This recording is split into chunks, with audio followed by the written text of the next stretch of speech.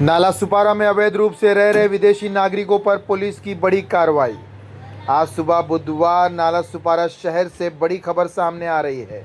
नाला सुपारा पूर्व के प्रगति नगर इलाके में अवैध रूप से रह रहे नाइजीरियन नागरिकों के खिलाफ पुलिस द्वारा कॉम्बलिंग ऑपरेशन चलाया जा रहा है।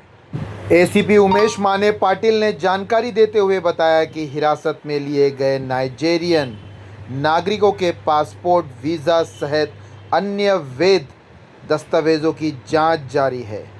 यह कार्रवाई तुलिंग पुलिस स्टेशन क्षेत्र में शुरू की गई है। उन्होंने बताया कि इस ऑपरेशन में परिमंडल 2 की सभी पुलिस थाने के अधिकारी, कर्मचारी और पुलिस बल भी शामिल है।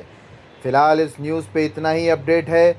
ऐसी सब जानकारी के लिए हमारे साथ बने रहे, जुड़े रहे। मैं हूं सैफ खान और आप देख रहे हैं एमबीटी न्यूज़ मेरा भाईंदर।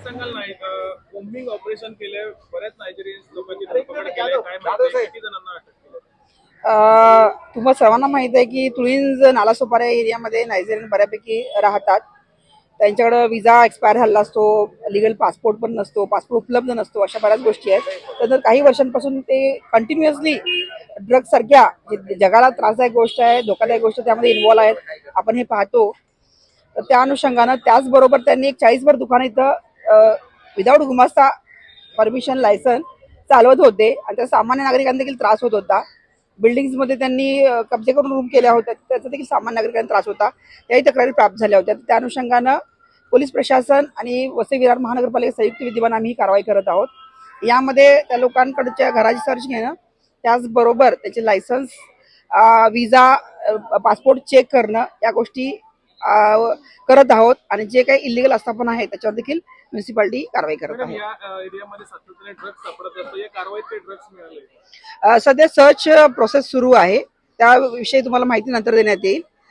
सध्या आम्ही त्यांना ताब्यात घेणं, त्याचे डॉक्युमेंट ताब्यात घेणं आणि त्या आस्थापनांवर म्युन्सिपालिटी कारवाई करून घेणं. 109च्या पेक्षा जास्त लोक आता झालेले आहेत. तर त्या 109 पेक्षा जास्त विविध देशाचे नागरिक आपल्याला मिळालेले आहेत. पुढे यांचे डॉक्युमेंट व्हेरिफिकेशन होईल, त्यांच्यावर काही गुन्हे आहेत का ते पाहिलं जाईल. त्यानंतर पुढची त्यांची प्रोसेस करण्यात येईल.